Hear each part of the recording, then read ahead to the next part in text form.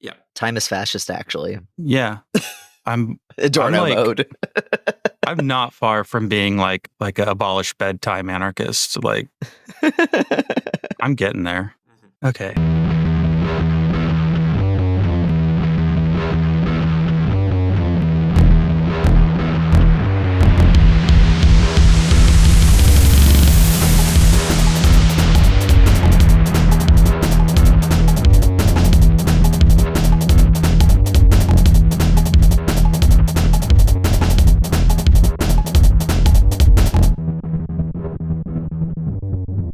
I'm Justin. I am what I am becoming, and my pronouns are he and they. I'm Sadie. I work IT at a public library. My pronouns are they, them. I'm Jay. I'm a music librarian, but I also start out empty, and my pronouns are he, him. And we have a guest. Would you like to introduce yourself? I am. We are. That is enough. Now we have to start. My name is John. My pronouns are he/they. I am a author, a writer, a philosopher in massive inverted commas, and for my sins, I am also a podcaster.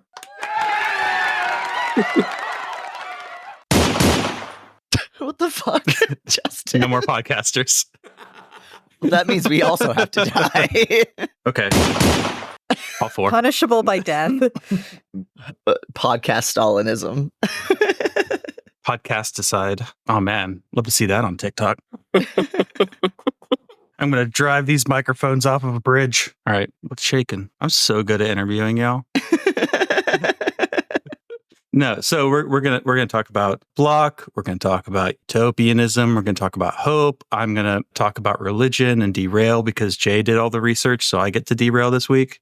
I'll try not to mention Buddhism too much. Yeah, you've got to stay on task. Yeah. And then I'll throw in the curveballs. Because I was reading the chapter that you sent us, and then I was like, what was that one thing Jesus said? And I just started going, like, looking up something in the RSV. And I was like, I'm not gonna finish this in time. Whereas I was like sending John DMs being like, has there ever been any research about comparing this concept to Buddhism stuff? I should have known that was going to come up. You should have. As soon as you saw the word empty, you should have been like, hey. Yeah. There is a little bit because I honestly I didn't know, but there's like a few little bits of stuff which have never been translated from German. I will send you some PDFs. Excellent. Yeah, this is, I find a lot of things that are strangely not translated for a very long time. Like I'm not sure if Bruno Bauer's stuff has been translated yet. It wasn't like years ago when I was interested in him. When I was interested in like the Dutch radicals and all that. And I was like, when? And then I was like, well, I took German. I can read this, right? And I was like, oh, right. German spelling reforms happened after he wrote. Yeah, so I can't read this. I can't read a word of it. There we go. It's all phonetic. I've found a similar problem because I'm trying to translate one of Bloch's books, which has never been translated into English. And I went, my German's okay. There are really good dictionaries available. And then immediately went, oh no, what have I done? Because it becomes like this massive job and this massive, like logistically complicated thing that you go, oh, maybe this will take me a few months. And then you suddenly have the realization of going, no, this is why people dedicate years of their life to doing this stuff. Yeah. I did really appreciate the way that you would describe how some of his concepts were translated, which we'll get into, but especially like the noch nicht, because I took German in college too. And like just the way that you sort of like have sometimes direct translations aren't accurate, like they leave out these other concepts and stuff. So that's for people to go by and read this book. It's very good at explaining things, especially when things have been translated. So Thank you. Yeah. Speaking of historical problems, which like our intuition pumps are different. Like Freud uses steam engines to explain things as an intuition pump. And then now we use computers as intuition pumps for concepts. So, how do you relate to someone born in the 1880s and what kind of intuition pumps they're using? It's like, yeah, you know how when like you go gather a bunch of sticks in the common field? Nah. With the lads. Not really. Absolutely not. Not in America. Girls' night, I did live next to a bunch of woods, so I did wander around at night gathering sticks for no reason. You get chopping and digging. That's what you do. Yeah, whomst among us, if given the opportunity, would not like? Do we not all yearn to return to the woods at night to gather wood? Guys. That's that's my kind of returning, right? Rather than this sort of pseudo intellectual reactionaryism where it's like, look at my cool Twitter account where I have a Roman statue avatar. No. No. So I thought it might be good to start off of like an intro of basic concepts before we kind of get into how these might be related to libraries or, what we do with it. Like basic concepts. Who's Bloch? What's utopianism? Like, what is this book? Stuff like that. This book is a primer on utopian philosophy, an introduction to the work of Ernst Bloch. It is, I don't know when this episode is going to drop, but it will be out imminently or is just out with 0 books. Link in the show notes, I assume. Yes, it's already in there. I got you. Thank you so much. Please go buy it. It's very cheap. It's very affordable. 0 has a new series of like these short kind of interventions into the problem and tradition of utopian philosophy. So Ernst Bloch is a German philosopher and communist who is born in the late 1880s, lives through maybe some of the most kind of tumultuous times in European intellectual and political history, is friends with pretty much anyone who's anyone in that tradition, is close friends with Georgi Lukács, with Walter Benjamin, with Bertolt Brecht, with Kurt Weill, with Adorno. But in our spheres of like left Twitter, who is maybe like into theory, Bloch really doesn't get mentioned all that much, right? You have like Adorno heads, you have people who are very into Benjamin, you have people who love Brecht, but like lots of Bloch's work has not been translated, and lots of it has been. The reception history is quite complicated, but is minimized. So Bloch Frederick Jameson describes Ernst Bloch as a theologian of revolution, which I actually think is a really good description. Mm-hmm. His work runs to like, I think about 20 volumes in German. The Principle of Hope, which is his most famous book and was translated in the 60s, is 1,800 pages long in English and goes across 3 volumes and was written over the course of about 12 years in the USA, lots of it written at Harvard. And he is the philosopher of hope in kind of the Western Marxist tradition. He was an anti-fascist. He was extremely interested in religion, in culture, in questions of revolutionary strategy, and in philosophy. So the kind of trying to boil down this person to like say the aim of their work is like quite problematic with someone like Bloch. But like very broadly, the Principle of Hope is an encyclopedia of human cultural history, tracing the perpetuation and continuation of this utopian principle that is baked into existence. So the problem that Bloch is trying to solve is, what does it mean to have hope? Like, hope is often assumed to be like this subjective, fleeting human feeling, right? We have moments where we feel hopeful, but Bloch says, actually, no. Hope is a philosophical principle that is existential and actually even ontological. Like, it's baked into the very stuff of the universe itself. And that philosophical project of hope is the kind of necessary correlate to the political project of utopia. So he is the philosopher of hope for a utopian politics. And then what's like utopianism? Because I know that like utopianism is often seen as naive, right? Like, or like I remember like being in school, I don't know if it's the same in the UK, but like in English class, when you learn about the concept of utopia, usually then that leads into you reading dystopian literature. Yeah. Right. That's when you start reading The Giver in 1984. It's like, look at what happens when you do utopia. Like, bad things happen. So like utopianism is always seen as like very naive and maybe even immature, or even just like oppression in disguise, like obfuscated oppression. Yeah, a really great point and a really important point. Utopia is very old and is the kind of question of like, what would it mean to live in a world that was good? Because this idea of like the world being bad is not new either. It's like a very old philosophical problem that we don't live in a world that is a world of justice or a world of equality or a world of harmony. Like the world is wrong in some ways, right? Some of the first utopias are religious. So what does it mean to live in paradise? Is like, that's a religious question, but that's a utopian question. And so Thomas More's Utopia is probably one of the earliest, like that's where the term is coined. Utopia is literally, if you take it from its Greek roots, is no place. The o topos, like utopia does not exist, right? It's not a place, but it is a recognition that the place we're in is not that. So a lot of the time it is taken to be very naive. And it's like, this idea that like, I sort of feel like, there's a very like childish or even like teenager question of like, well, why are some people poor or why are some people starving? That doesn't seem right. And people go, oh, well, you just kind of have to grow up and you accept that certain things are the way they are.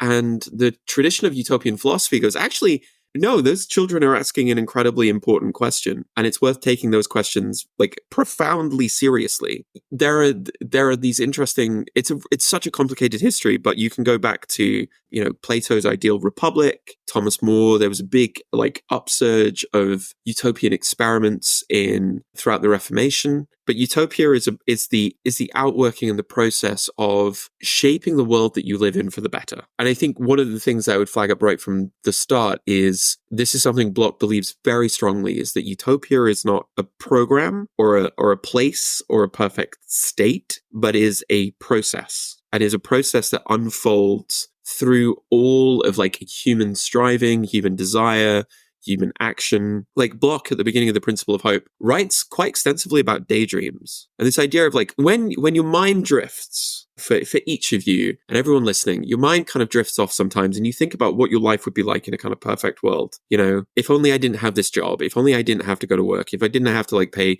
huge amounts of like take on huge amounts of debt for education or healthcare or food or the means of life that I not need but deserve. In fact, both of those things, right?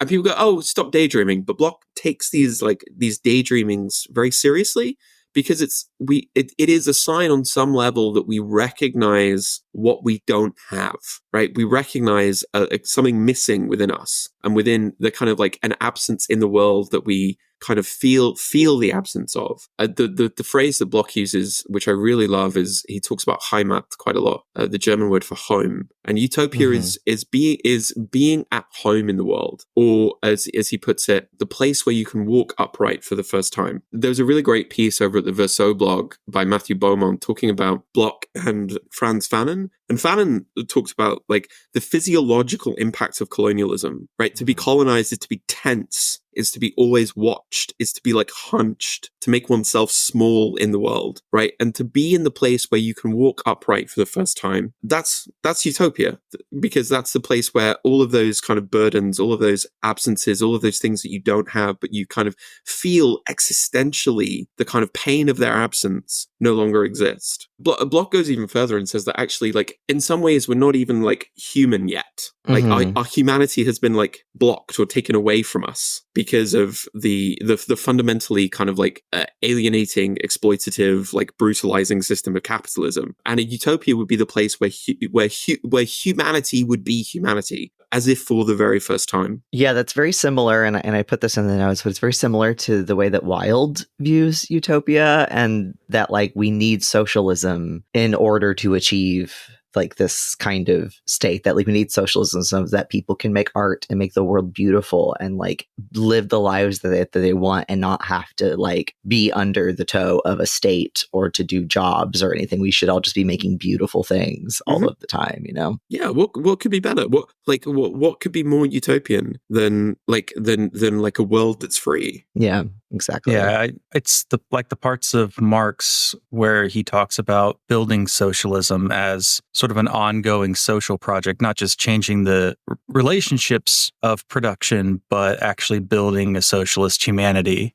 And I like how you put things in sort of like negative terms, like an absence of justice makes us yearn for it the same way an absence of food makes us hunger. And so we are yearning towards socialism actually all of the time if we imagine socialism is the place where we get to be humans for the first time. Mm-hmm. Yeah, precisely. Right. Yeah, like, and Justin's gonna hit the Mark Fisher alarm on me. So I like the point that you make when you talk about like with capitalist realism and like, it's easier to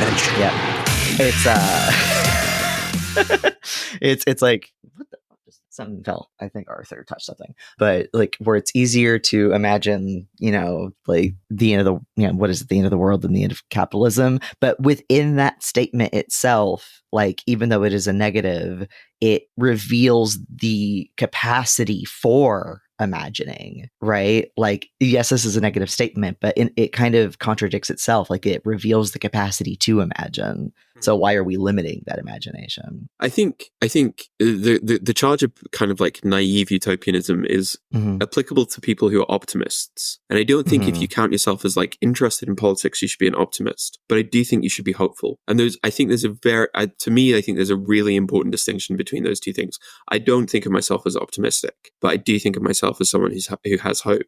And it's precisely because optimism is naive, because it just goes, well, like things will generally work out okay. And the people in charge probably know what they're doing more than I do. So, and like the reason, like this long philosophical tradition that's often very religious about like utopianism needs like the input of like revolutionary, like Marxism, which is what Bloch kind of sought to bring, is utopianism as a philosophical and political idea is inevitably like double-faced. You are kind of looking like at the world like unflinchingly in all of the kind of awful totality that we have to reckon with, and at the same time simultaneously are able to kind of like project forward and a sort of political sense that is like the world can be less worse, right? Like as bad as things are, like there is something like incredibly audacious and almost like jaw-dropping about the argument of utopianism. Like Rosa Luxemburg's famous quote is, society stands at a crossroads, barbarism on the one hand, the transition to socialism on the other. And that's 100 years ago. And like that choice in many ways seems to have been made, right? We've chosen which way we're going to go. The crossroads is in the distance. But if that's the case, the stakes of a utopian political and philosophical project are actually even higher, because otherwise you accept the kind of naturalization of this, of the state of things. And I think a really good example of this is like in dystopias. So dystopias are, for the utopian, supposed to be about the suggestion of kind of change. You see a potential future and it's supposed to inspire something within you now to go, whatever that is going to be, I don't want that. But there is an attempt by, I think, the culture of capitalist production to enclose the idea of utopian thinking. One of the people I really love to read is Franco Berardi, great Italian kind of communist Marxist. Talks about the Hunger Games. And the Hunger Games is like, it's a dystopia of passivity, because you go, well, your revolution is mediated as a media spectacle back to you as an audience member. So really, no matter how bad things are going to go, well, it's a kind of naturalized state of things, right? It's a dystopia that's aiming to produce passivity rather than like a call into an action to like reinscribe a better future over that dystopia. So we are in the middle, I think, of a kind of like resurgence of utopian thinking, but that is precisely because, not because of like a naive refusal to see the facts, but precisely because we know what the facts are, and we know just how kind of like dangerous and potentially catastrophic existence could be. So it's not a surprise then that like this criticism of like, oh, it's naive utopianism. It's like, no, actually, if you're going to be a utopian, you have to be, how can you, I've written this sentence somewhere else in a different book about music, but it's like, how can you have any sense of something better unless you have this almost like overwhelming sense of how fucked you are? And you have to look at like it's a cliche. Maybe it's a little cliche, or maybe this is a little bit kind of like squishy for people. But like you have to look at the world with like rage and love, and those two things are not contradictions. I always think of. I know it's terrible from a philosophical point of view, probably, but like there's some quote on Tumblr that hope is a thing with teeth that I always think about. Like hope is the ability to fight and the motivation to fight, and not necessarily something passive. Yeah. I mean, it's a great quote, because that's a quote from China Miéville. Is it? Okay. In an article Didn't know about utopia. And in that same article, he talks about the fact that we live in a utopia. It just isn't a utopia for us, right? We must learn to hope with teeth. It's like hoping against the world, right? Yeah. So utopian philosophy is double-faced. You're looking towards the future and you're looking back at this world to see it's like we have to unmake it to make something better. We do have to imagine the end of the world. Yeah. Because that is then the end of capitalism, and then we build a new world, you know? Yeah. I like your point about enclosing thought, because I feel like that's kind of the project of this podcast, is forcing people to think about alternatives. For a long time, we would usually ask people like, what would your ideal solution to this problem be? Like, if you could remake it, what would it be? Because we're, as professionals who work in a liberal structure, right? It's going back to my old, like, season 2 of this podcast, where I was just on a thing about liberalism.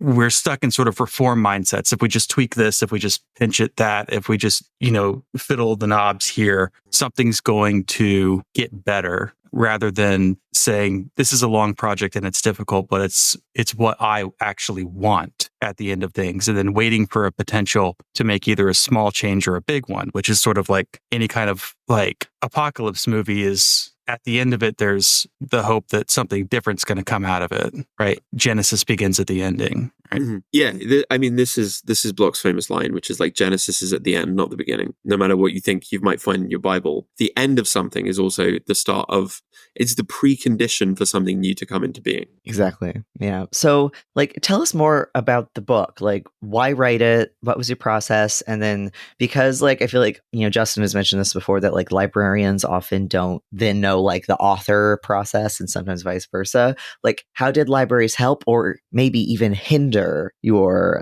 research and writing? I mean, I would like to say it was written out of like some sort of high-minded ideal, but it was written entirely practically, which is like, I needed to make a living. I needed to make. I had to be done, and one thing I'm quite good at is exegesis and explaining. There's nothing in here which is like super original, but this is like, Bloch is a kind of absent point in the network of people's framework of a certain European philosophy that's been translated into English. Adorno is incredibly well discussed, but Adorno in so many ways is writing in direct response and in conversation with Ernst Bloch. Like, my somewhat spicy take is that Adorno is a utopian, just as Bloch is, but they have completely almost opposite philosophical approaches. So it's like, this reputation of Adorno being very dour and like a miserabilist is a kind of like meme, but but he's not. He's negative in the philosophical sense of the term, right? Bloch is much more of the kind of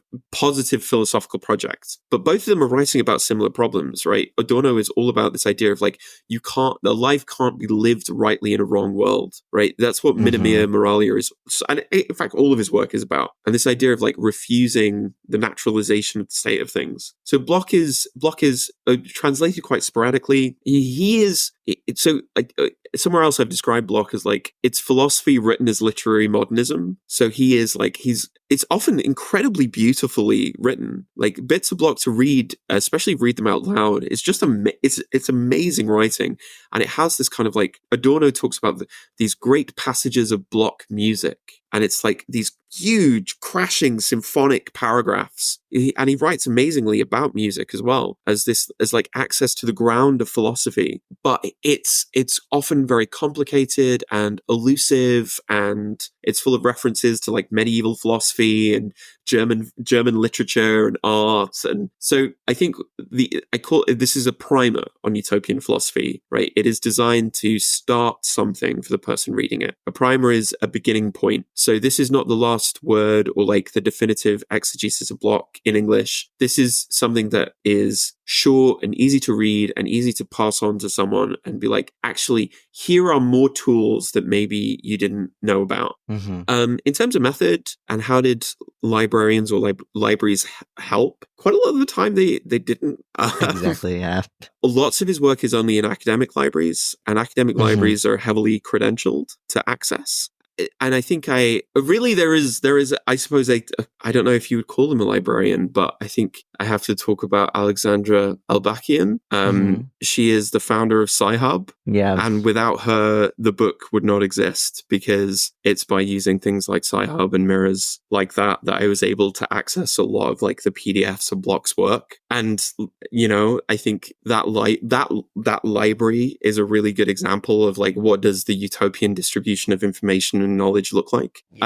And it's not a surprise that she's a communist and has written extensively about that in ways that I think would probably be quite shocking to a lot of people. So I wrote it by downloading a whole bunch of PDFs and spending like, if you followed me on Twitter, you probably realized that I spent like 3 years just posting about this, because there is this idea of like, so I think in left philosophy, you end up with two kinds of philosophers, which is like system builders or people who are like all about the particular. So like Kierkegaard, for example, it's all about the particularity. It's always about one person, like a kind of almost painful subjectivity. And then you have people like Hegel and you have people like Bloch who are like, actually, philosophy is not philosophy unless it's able to kind of integrate and talk about everything. And again, it's kind of like staggeringly audacious. If you look at the principle of hope, it goes from like daydreams to the history of literature to like Marxism to philosophy to like medieval theology to like architecture to culture. Like everything, it's a book about everything. And I think everyone has these moments in your own kind of like political journey when you find a person and you go, this is like a key. It's like walking through a door that you've never seen before, and you suddenly go, oh my goodness, there's this kind of like transformative intellectual experience that happens for you. And that's what writing it was like. I wrote it, the first drafts of it, I wrote for patrons with pirated PDFs. And then, as I say at the beginning of the book, I'm incredibly grateful to a small handful of Anglophone scholars, Vincent Geoghegan, Wayne Hudson, Kat Moyer, and the person who first introduced me to Bloch, who is a legendary figure in Anglophone European philosophy, Peter Thompson, who used to be a professor at Sheffield University. He was the first person who kind of was like, you should read this guy. And it's thanks to them that like the very first ideas from Bloch were kind of found into this milieu. And this is a very small contribution to that work, I hope. Excellent. Yeah, like I always see there's been the trend now of like on Twitter of librarians being like, why aren't people crediting us in their research, right? Even though we helped them. And it's like, well, maybe sometimes we did help, but also libraries are also keeping people from getting access to research as well. And that is why Sci-Hub is so important. That's why like LibGen is so important. Like every time JSTOR tries to like post some cute bullshit on Twitter, I'm like, y'all have blood on your hands, literally. Like, so like I just like for libraries of all types to think about the ways that like we are keeping people from accessing things, even though we think we're providing free access. Yeah, and it's not like, I think people can often feel quite defensive about that, right? Because it's like, well, you're blaming me. Yeah. It's like, it's like the systemic forces that like academic, if you want to make money, if you want to make like serious stacks, be an academic publisher, because you have like margins that are obscene. Do you pay the people who produce the work? No. I haven't gotten any royalties on the book I wrote. Yeah. Do you pay the people who write the work? No. Do you pay the people who edit the work? No. But you make people pay absolutely exorbitant fees to access the work. And they have to do that. Like as business models go, Elsevier, for example, is like, it's basically just permission to print money. Yeah, the people who run Elsevier have names and addresses. That's what I'll say about that. Yeah, I gave a presentation yesterday to mostly school of medicine faculty who wanted to talk about like predatory publishing. And then I was like, well, I want to talk about other stuff, other issues. And then I talked about like all the bad business practices that go on in legitimate publishing. And I talked about Sci-Hub. I said, look at all of these Elsevier papers that have Sci-Hub links in the references. If Sci-Hub didn't exist, they couldn't create this new commodity to sell, right? So while Elsevier was suing Sci-Hub in like New York court, I was creating a database of every Elsevier paper that had Sci-Hub links in it and saving PDFs because they scrubbed them because they're gone now. You can't find them. You can find my data set though. But yeah, that I ended with sort of a discussion on what do we need to do? And it was, and I said to straight face to a bunch of, tenured faculty, we need to decommodify academic publishing. We need to, I took out the word nationalize because I didn't want to shock them too much. I didn't want them to flip their wigs. But I did say, this was publicly owned in the 50s and then it was sold off. It can be publicly owned again. And it's not going to be like much better for like the neoliberal academy to own it, but at least there's some modicum of democratic control over universities, and there's some more accountability with I don't use the taxpayer argument, but with public funds. Yeah, this just on a very basic level, this idea that like knowledge is the collective work of like human civilization, and the idea that it is something that can be enclosed, just as common land was once enclosed a few centuries ago. It should be like just morally unacceptable. And I'm like, I don't think we can really put a number on it, but like I can't imagine how many papers, how many books, how many research articles simply would not exist if not for Sci-Hub. Like if that wasn't there, the number of like people like me who are sort of like adjacent to the academy but like orthogonal to it, like this book wouldn't exist. My next book wouldn't exist simply because there's no way of accessing the material, right? Unless you have the codes and keys that will get you into the right door.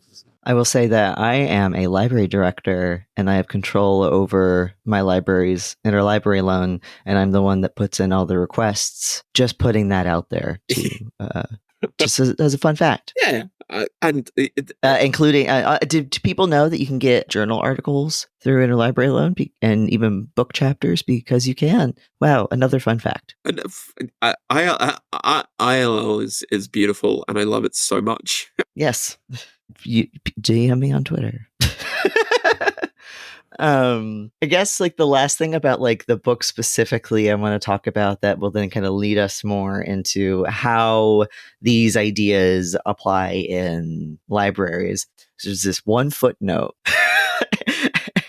that like you're probably going to think it's very silly that I'm focusing so much on it. But so you have this footnote because there's not really like citations in this, right? There is a bibliography, like a, suggested readings at the end. And it's very obvious, like you quote people, like it's very obvious where you're pulling things from, but there's not like footnotes or endnotes or in text citations, which people might go, "What? You can't do that." And then you've got this great footnote where you talk about that you're not doing that because you're following, like Adorno calls it the tyranny of form. And that like made all the alarms in my head go off because we talked about this in the Info Shop episode, but there's this concept of like print capitalism, right? Of like how like the way that like printed materials printed or online now, I guess, but like, since the printing press, the way that the public ideas and stuff are shaped is based on kind of what can get printed out, right? And in libraries, particularly academic libraries and like scholarly communication, this like way that we focus on citation so heavily. And there's been lots of like critical examinations and discussions of like feminist citation and critical citation is something I'm very interested in. So I didn't know if maybe you wanted to talk a little bit more about like this sort of tyranny of form in the context of maybe more like quote scholarly writing. Yeah. Okay. So the footnote in full says, "For this reason, I've tried to avoid the usual style of academic writing, excessive footnotes, technical vocabulary, and so on, or what Theodore Adorno would call the tyranny of method." Yeah, tyranny of method. That's what it was. And so this is weirdly, it's like the one footnote in the book, and it's like this is maybe like such a big question, which is like, how should one do philosophy? Right? What does that mean? And so in academic writing, it means adhering to a certain set of like conventions and a certain mode of discourse, a kind of certain mode of language. And to buttress that language, to like, you have to have all of this kind of paratextual information. But I try, but like, this is not an academic book because philosophy is not an academic practice for Bloch. It is not something that is confined to a certain mode of discourse. There's this great, actually, it was the introduction to a special edition of a journal on Bloch, and it's written by the philosophy professor Johann Siebers. And Siebers says, academic philosophy has largely put itself out of play by withdrawing into an increasingly arcane scholastic practice of disputation that lacks the power of imagination and the liberating potential that we know from the great texts of the philosophical tradition. Critique has become uncritical, we might say, with an Adornite flourish. So, it's a very Sontag statement too. Yeah, right. So Adorno, I can't remember where you can find this, but like Adorno, there's this quote from Adorno talking about finding Bloch's book, the Geist der Utopia, Spirit of Utopia, which comes out in the 19-teens. And he says it was like a shock because it's like something that like has fallen off a shelf in a German library in like the 1700s. And it says he's reminded that you can do philosophy freed from the tyranny of method. And philosophy can be this like immediate thing that emerges out of like not this academic discourse of footnotes and disputations and scholasticism,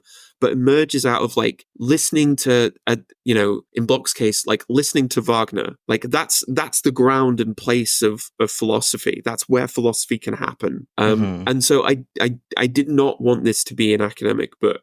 Right. In fact, it's precisely for people who might otherwise never want to pick up a book about Bloch or by Bloch. Yeah. Yeah. Like there's like with the way that, especially in academic libraries, when we do instruction to like undergrads about like how to do citation, it's like full Foucault mode.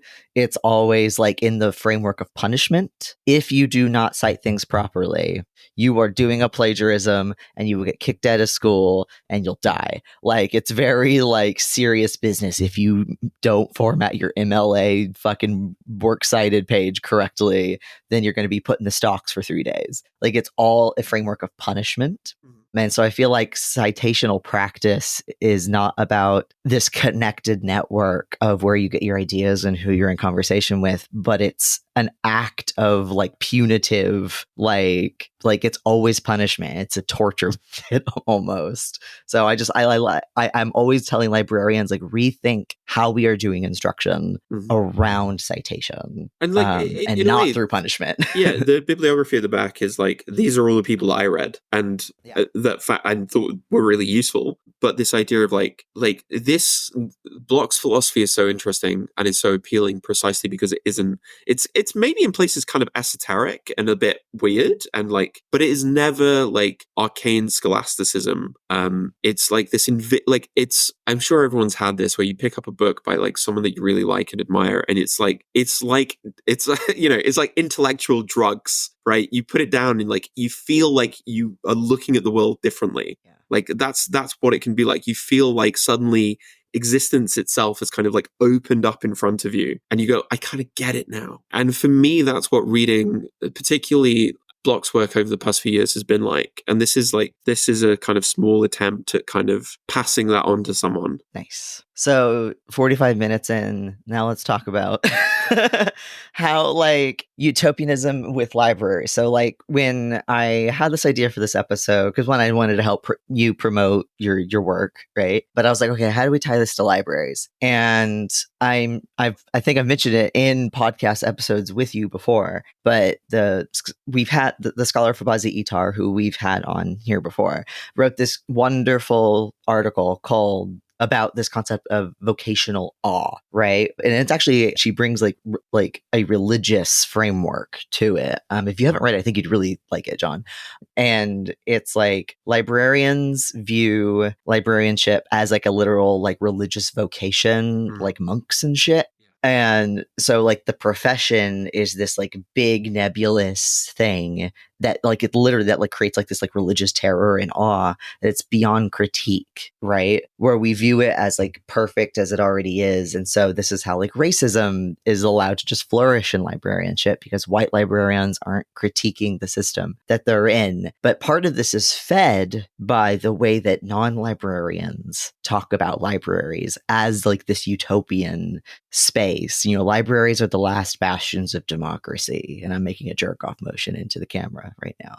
Like, libraries are like, oh, my library when I was a kid, it was magical and I wouldn't be where I am today without it. Like, people, like the public, kind of reinforce our vocational awe sometimes because they have this view of libraries. Like, libraries are the living utopia right now to them. And I'm like, no, they're not. No, they're not. And so it's like, when I was reading through this, like the way that Bloch talks about utopia, it was like this sort of like, there was a quote about like it being like naive liberalism of like utopia versus like what he wants. So it's like, how would, according to Bloch, or according to you trying to, interpret Bloch, like, how can library workers like push past this like naive liberal utopianism and vocational awe, like to actually bring about this sort of like more revolutionary utopianism that Bloch is talking about? Solve all of our problems.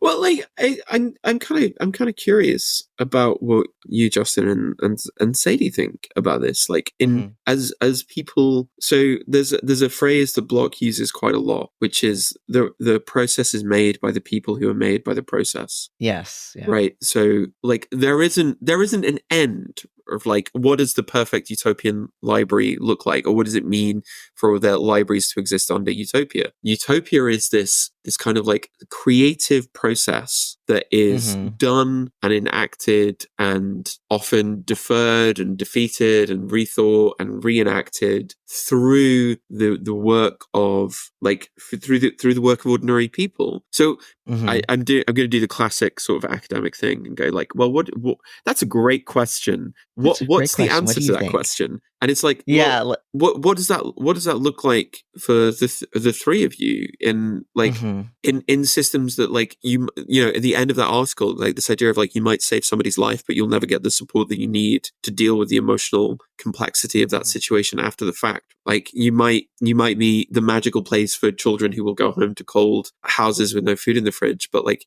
you will be that magic whilst also being aware of that's what's going to happen to them, right? So like because really I think what you're asking is like, what's the wider system? There is no such thing as a utopian library system outside of a non-utopian world system, right? Yeah. So you have read the article, John? Yeah. I read it before jumping on the call. Okay. Good. Yeah, I have criticisms of it, and especially the way that it has been kind of shallowly weaponized since its publication. But I feel like it's critical to the profession, and that like now that we have this concept of like that we've put a name to this phenomenon, it's been very helpful to like build on. Yeah, it's a very good. I think broadly it's probably true of things like education or healthcare also have like awe as part of vocational awe is this neoliberal strategy of like job creep and like you don't need to be compensated. It sort of reminded me a lot of like the clap for NHS workers during COVID, where like everyone in the UK was told to go outside of their houses and clap to show your appreciation for doctors. And it's like, are we going to pay them any more money? No. Yeah. The essential worker thing, like, I don't know if that's how it was phrased in the UK, but that's how it was phrased here in the US. Like we're going to be very like, we're going to be so supportive of our grocery workers because they are like have to work, but like, we're not going to actually pay them anything more, make their lives any easier or better. No. Yeah. Like I feel like the way that we view like those professions and stuff right now is a perfect example of this sort of like naive liberal utopianism that is like critiqued. But like what I'll say, and then I'll shut the fuck up so everyone else can talk, is that like, so one of the things that struck me was the sentence, "We need art that can give expression to the possibilities and that which is, quote, not yet, the noch nicht," right? And the way that like I related that to like what's happening in librarianship right now is like an actual like action thing that can do is, so we've talked about this on many episodes before, but like with all the book ban bullshit right now, so many of the reactions are accepting the argument of the book ban with like pornography and everything, and then going like, oh no, we're not doing that, like that's very reactionary and defensive. But what we've talked about before is like, we need to collect things like so that people can see that they're there, right? So that like, even if there's not a whatever in the community, like you kind of like are building the space that you want to have, like through your collections, like the library collections. I wrote this very Buddhist thing, library collections are empty and they have potentiality, right? Like we should be viewing our collections as a way of building the not yet, right? This is also a framework so I'm on the editorial board of the Homosaurus. Listeners will know what that is, but it's this with subject headings, right? And it's a queer one and it's international. We've got a gay dinosaur. Tucker Carlson got mad at us. It was good fun. But like when we come up with terms, it's not the traditional quote literary warrant way. Oh, a book has come across my desk and now I have to catalog it. Oh, there's not a subject heading that fits what this is about, so I'm going to make that subject heading, right? That's what literary warrant is. We go, what about this concept? Even if there's not anything published on it yet, there might be something in an archive someday that this would apply to, right? And so we like, there's like, we'll like fill out so much stuff where it's like, I haven't seen anything published about this. I'm not hearing people talk about this, but we make the terms anyway. So I felt like that was like, though, that's building the not yet. That's the Nachnicht right there. Like that's a form of it. And so it's like especially with the book bans and like collections, and instead of being defensive, this is a way that we should be viewing how we are creating like collections and systems in our libraries. Building taxonomies of a world we might want to live in. I think it's probably because, if you're going to have a library within or any industry within the same system of relations like capitalism, it can't exist outside of it. You can't ask one industry to like give away what they're doing because they'll just go out of business, right? So asking authors to give away their books for free or asking artists to give away their work for free doesn't work, because then you just have no artists who can survive, right? It doesn't change anything materially because the relationships between them and how they eat and live haven't changed, right? So you can want open culture all you want and like a piracy politics all you want, but that doesn't actually change a system of relationships. So I think one thing you could try to build in libraries is a politics of hope, which is a ruthless realism that exploits openings for making the world you want to see it. So when you see an opening for a small or a large change, you take it. And particularly with climate crisis, there's going to be openings. Like there's going to be disruptions in the world. There's going to be major political, social, and economic upheavals. We don't know when they'll happen, but you have to have a political consciousness that's ready for those openings, because the capitalist class has one. Yeah. They're ready to go. They're ready for it to further, privatize and, descend into fascism, animate the working class through promises of freedom, but not change in terms of who owns things. So you have to have a politics that's counter to that. But every industry needs it. Something that I kind of think about is like, especially when we talk about scope creep in libraries and how like particularly public libraries sort of become this sort of like mashup between social work and actual library work, and how people want to push back against that. And I completely understand why library workers would push back against that. But at the same time, I kind of see this, I don't know, maybe a path forward where in public libraries, we talk a lot about community partnerships and et cetera, and so much of it varies depending on what the local government is like and what the state government is like and all of that, what grants you can get, but to me, it seems like the only way to be able to get back to library work is to do things to support more socialist social work, to support people who are in like sort of in need of that sort of support that libraries have started to have to pick up the slack on. So like if we can, as libraries, help change what that aspect of government looks like, not only can we therefore start to ease the burden, the social work burden off of us back onto the services that are there for that, and hopefully have the structure to help people deal with, the fact that the kid that you just helped find a book who it might help him like feel better or like, have hope for now, but he's going home to a cold house that has no food in the fridge. Like, hopefully social work has more of the built-in way to support the workers who are doing that work than librarians who afterwards we have to live with the fact that we can't really help that kid, right? Because that's out of our scope. But I guess what I'm trying to say is the push of social work in libraries doesn't necessarily seem like a negative thing to me or necessarily a scope creep thing to me, because once we can get that up and going, we can start to go back to library work, and then we'll have a partnership and an understanding there too. And again, that's not a perfect necessarily utopian thinking, because that's still within sort of the greater state structure. But that's kind of what it makes me think of talking about vocational awe and scope creep, especially because there's so much of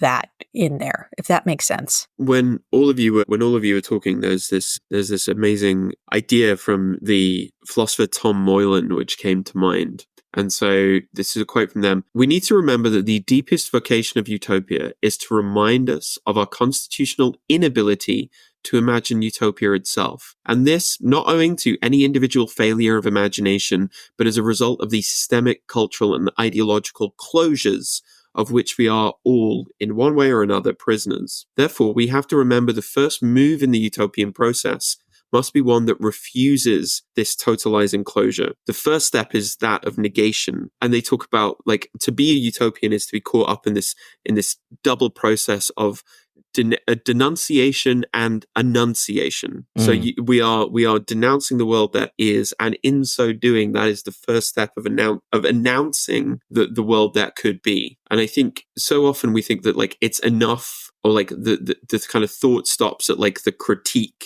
right? If we just critique harder, and it's like, well, we just do grad school at each other. Yeah, if we just do grad school at each other, then we will solve all of the problems. But it's like, actually, like, to be a utopian is to recognize that really is only the very first step, right? To go, and actually the far harder point is to be like, okay, what takes us beyond denunciation into the enunciation of something that has yet to come into being. Yeah. I think also about what Sadie was saying with other services, that's, I think, a combination of industrial unionism and library socialism as intuition pumps can also be a way of if we had other services that acted like libraries, even if they're just at the municipal level, if we can start having, more tool libraries, and then having more fanciful things like, boats you can borrow by the river for free, which some park departments already do. Running these things, and maybe even library workers moving out of libraries and into other fields that are modeled on library socialism, because they're going to bring the ethos of what a library is there to do, which is to collectively create and maintain goods. Because we also maintain things. I saw a report from our cataloger the other day about how many labels they fixed on books and how many spines they fixed. And it was just like thousands, over the span of the year. So we maintain the stuff that we buy as well. We don't just buy it until it wears out. Like, there's also labor in fixing things. That means maintaining tools, maintaining, snow shovels. Why not cars? Why not, e-bikes? Stuff like that you could just be loaned out for free and maintained by a professional and just moderately funded, which the police budget's right there. But they get all kinds of free equipment from the federal government from war surplus. Why can't I borrow an MRAP? Why not? I want a tank. Let me fucking take it mudding. Give libraries a Bobcat. Yeah.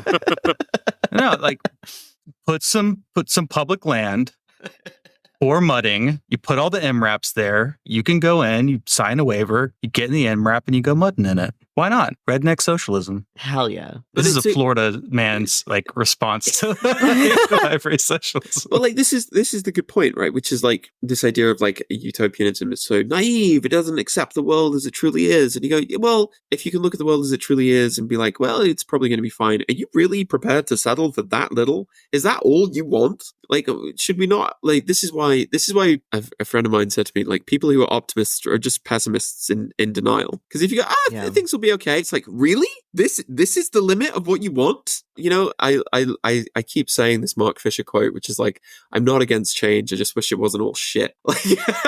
Like I love the idea of change. I just wish it wasn't always change for the worse. And it's like, I'm having a Sarah oh sorry, go ahead. Yeah, it's like it's also possible, right? When you allow yourself the space to be like, this is not just like naive utopian daydreaming. And even if it is, there's something so incredibly important and powerful within that is yet to be fully appreciated and catalyzed. One of my favorite quotes from Fred Jameson, arguably the greatest living American philosopher of all time, and right about kind of most things, is the amazing sentence, utopia is real. It's like, but utopia has not been realized, but utopia is real.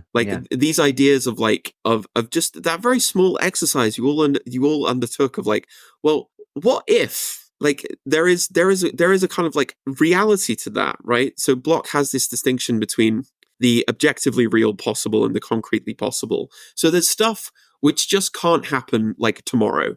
We are not going to wake up tomorrow and be like, library socialism has arrived. But like the tendencies and latencies and the potentialities of everything that you just talked about are existent now, right? Those like, you know, like Justin said, the police budget is right there, right? The resources are already right there. And it's simply a case of like, what potentialities and latencies and fracture points can we kind of like splinter open to move the conditions of possibility into something better?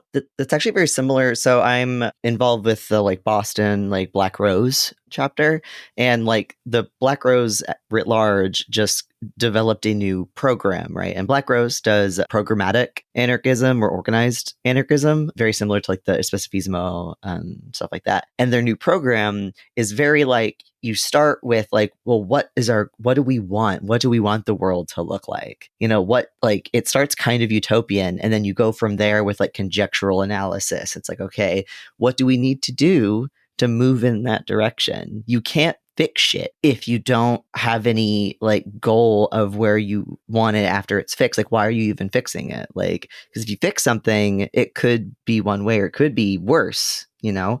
So like, it's this like utopianism is, it's like there's ways to do it. We just have to, you know, like, once we know where we're at, then you can start identifying what you can do to make steps to get there. And I was going to say something else and I forgot. Maybe it'll come back to me. No, I remember now. Oh, there we go.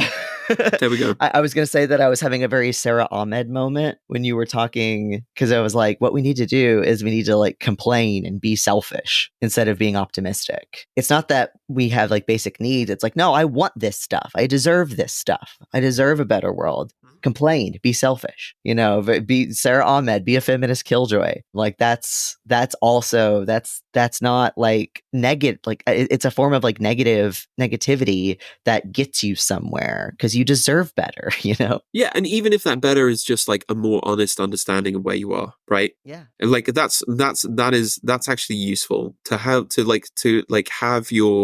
our idealized notions of what institutions are or what they will do for us taken away. Is often like very emotionally or subjectively painful, but it's useful. And it's actually an important thing to have. And this is why, like, again, like if you are going to be a utopian, if you dream of a better world, you inevitably have to come to like the Bloch talks about the cold and warm streams of Marxism, right? And this idea of like, you have to have both. You have to have this kind of like, this like deep-seated, like burning love for the world that has yet to come into being. This idea that actually the world can be better and can be radically transformed. But if you have only that, you end up, as Bloch puts it in The Principle of Hope, you end up in kind of like either like revenge on the world or what you call like mindless Jacobinism, like a kind of like fanatical violence. Yeah. But so what you need is the very cold, very analytical, like critique of political economy.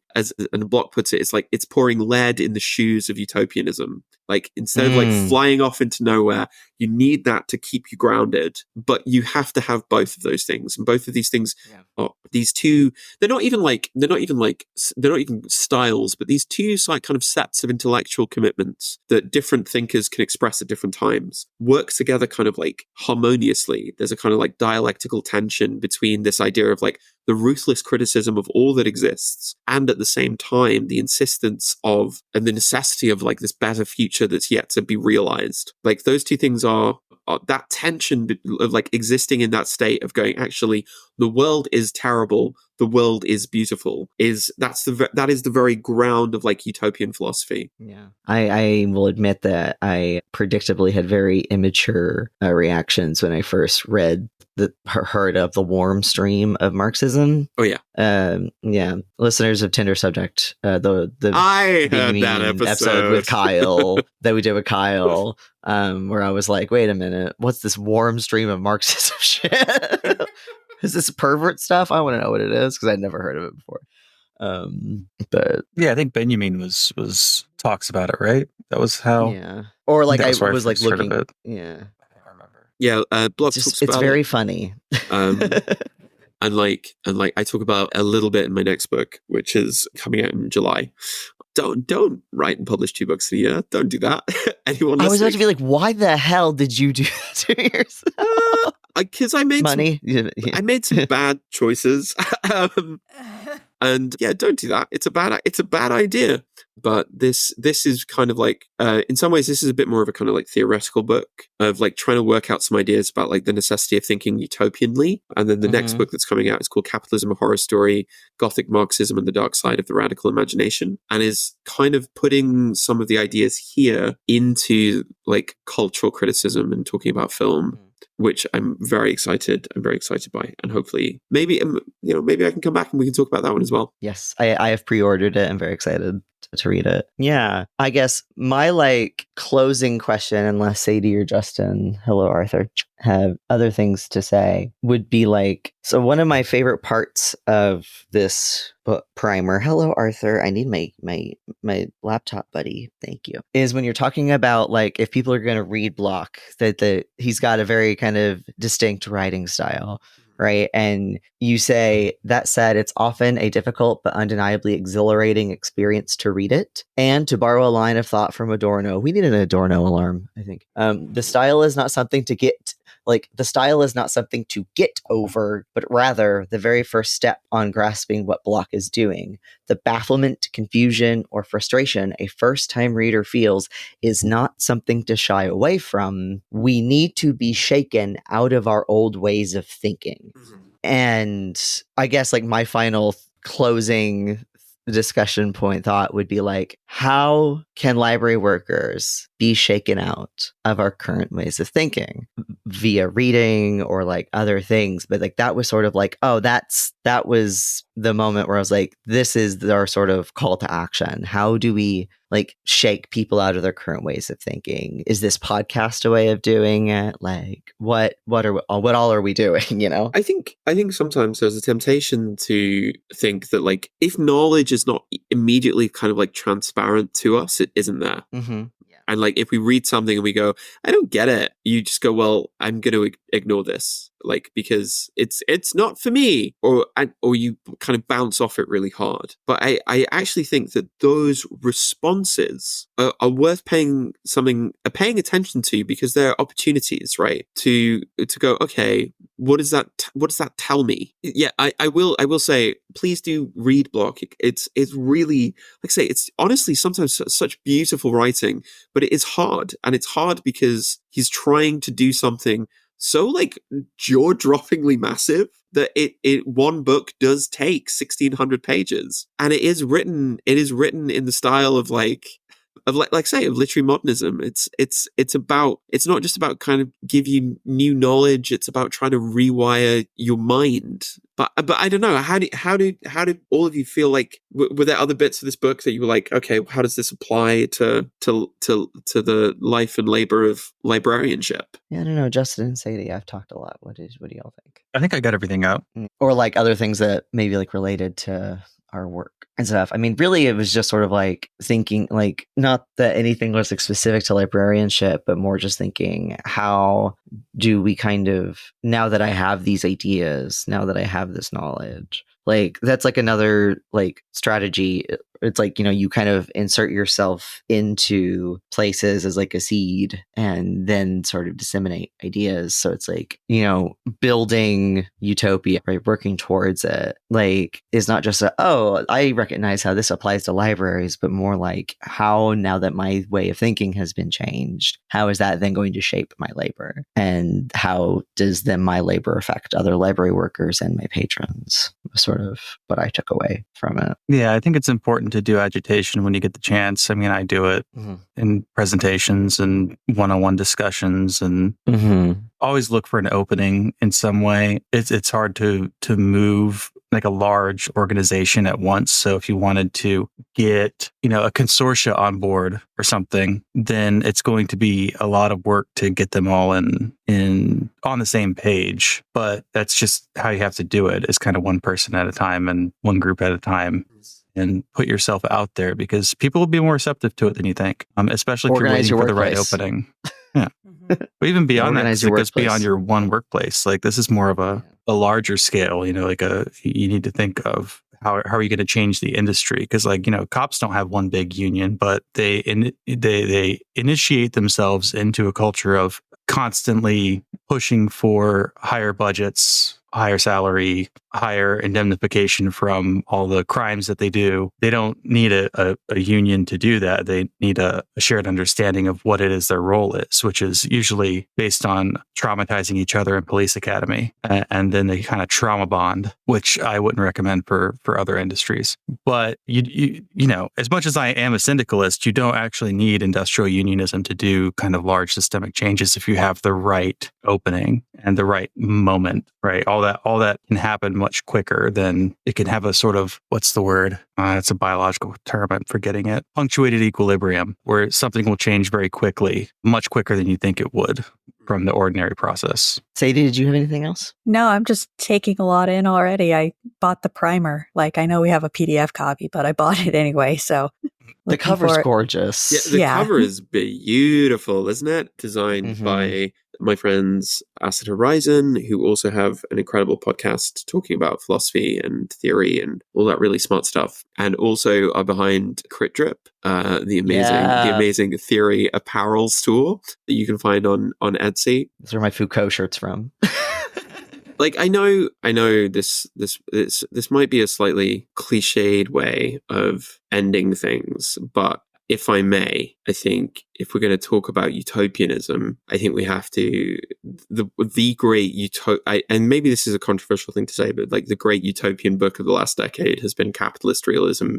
And the ending of that book is a quote I come back to all the time. And I think it's well worth holding on to, even as the conditions under which it was written have not gone away and have maybe accelerated. So it ends with this very short paragraph. The long dark night of the end of history has to be grasped as an enormous opportunity. The very oppressive pervasiveness of capitalist realism means that even glimmers of alternative political and economic possibilities can have a disproportionately great effect. The tiniest event can tear a hole in the grey curtain of reaction which has marked the horizon of possibility under capitalist realism. From a situation in which nothing can happen, suddenly anything is possible again. I think that's the perfect place to close it out on, to quote how y'all often end Horror Vanguard. Yes, look at the cover. It's so pretty. I love it. It's so like sensual. That's for gorgeous, some reason. I know. It's like a real sexy looking book. It's great. Everyone should go buy it. But librarians listening, buy it for your library right now. Buy 10 copies. Yes. And get your pre-orders in. Yeah. Yes, please get it for your library. Get more than one because it's small and hopefully people will take it home and keep it. Steal this book. Yeah, steal the book from your library and then have patrons steal the book from the library and then buy more copies of it. This is a Steal Things from Libraries podcast. Cool. Thank you so much for coming on, John. Well, thank you. Thank you, all of you, for such a kind invitation to come on and to talk about, weird German philosophy.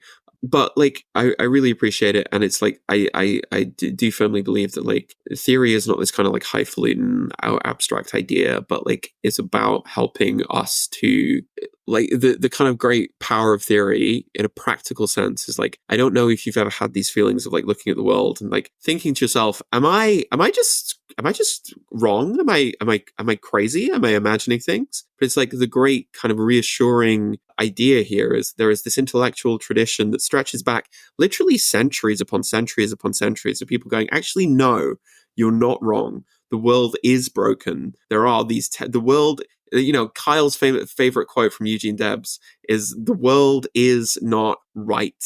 And it's like, that. And like, you are not alone in feeling like that. And suddenly there are all of these kind of tools and possibilities and ways of thinking and looking at your own life and the life of the people that you love and care for, that you go, actually, things could be different and things could be better. So yeah, thank you so much. Thank you so much for inviting me on. And do you have any like final plugs? Listen to Horror Vanguard. It's very good. It's very good. We've been if you like talking about, as we always say, that it's about three things. It's about friendship, it's about communism, and occasionally it's about scary movies too. And if you like any of those three things, you should listen to the show. You can find me on social media pretty much on every platform as the Licorice Guy. And yeah, please check out Utopia, Primer and Utopian Philosophy. And please, in a few months, check out Capitalism: A Horror Story. Great. All right. Hell yeah. Hang on the line for 1 minute and good night. Mark Fisher mentioned. I hate you so much.